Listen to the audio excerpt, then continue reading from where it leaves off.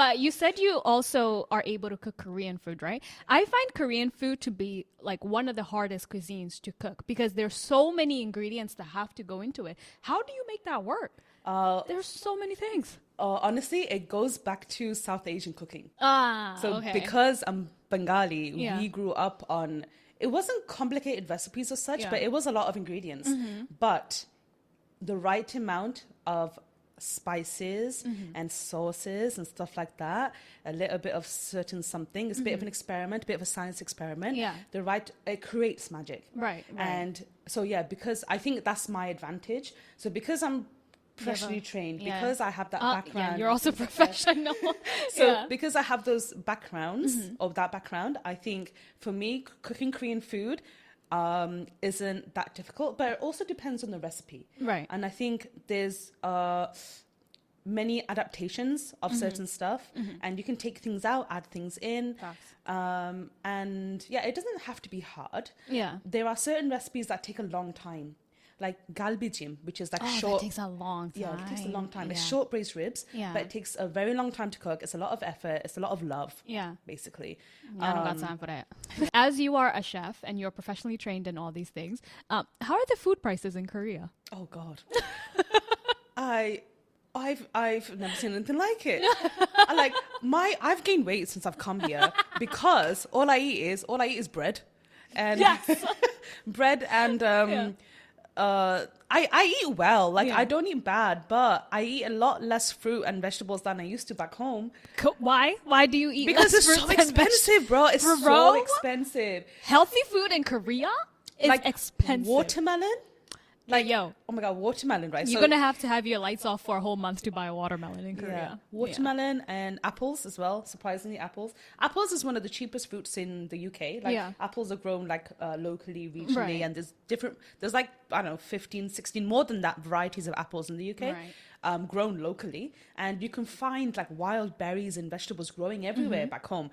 Here, you have to pay through the nose for like say like a 6-pack of apples. UK version or like US version, you're looking at like between $10 to $12 for a 6-pack of apples. In the UK, £2, £2, $2. It's so cheap back home, but in Korea it's so expensive. And one of the things that one of the fruits that I find to be very expensive in Korea is avocados. Yeah, I can't afford them. I buy Jones. frozen. Buy frozen. I don't like frozen fruit though, Taz. I don't like it. The thing is, frozen avocados, they don't taste the same if you want them fresh, kind of thing. But if you're making like guacamole or salsa or something, then it the doesn't frozen really is matter. okay. Yeah. But I want like a fresh avocado so I can make like avocado toast. But I go to the market and look at the price and I'm like, you know what?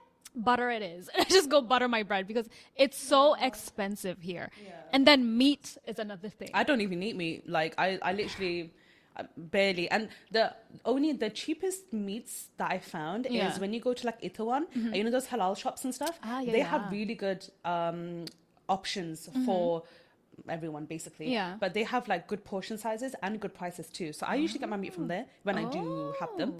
But like I usually just have veggie food. Yeah. Like it's just easier.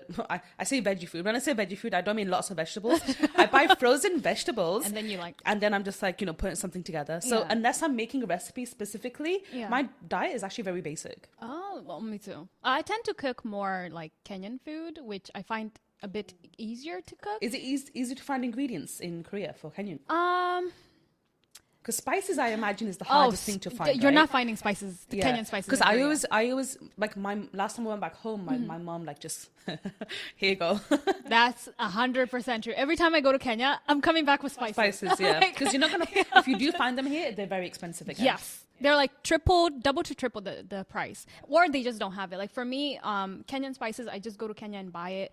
There's some ingredients that you can't find in like flour or like... You can't find flour in Kenya?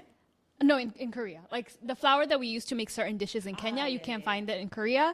So I tend to just buy stuff when I go to Kenya and bring it back. And the food is not as complicated, so it's not that hard to cook. That's what I was saying. Like I just find Korean food to be very complicated because my background is like not complicated. Like my Kenyan food is not complicated, but then Korean food is so complicated. Like, oh my God. Do you think though is that just because because it's something that you're not used to, or Probably. I've used to tried. cooking, I mean, Facts. Yeah, I've tried to make. I make kimchi jjigae by myself. I make kimchi fried rice. It's so easy to cook. I'm really hungry actually. Take one of those breads, girl. I said we should open up the bread.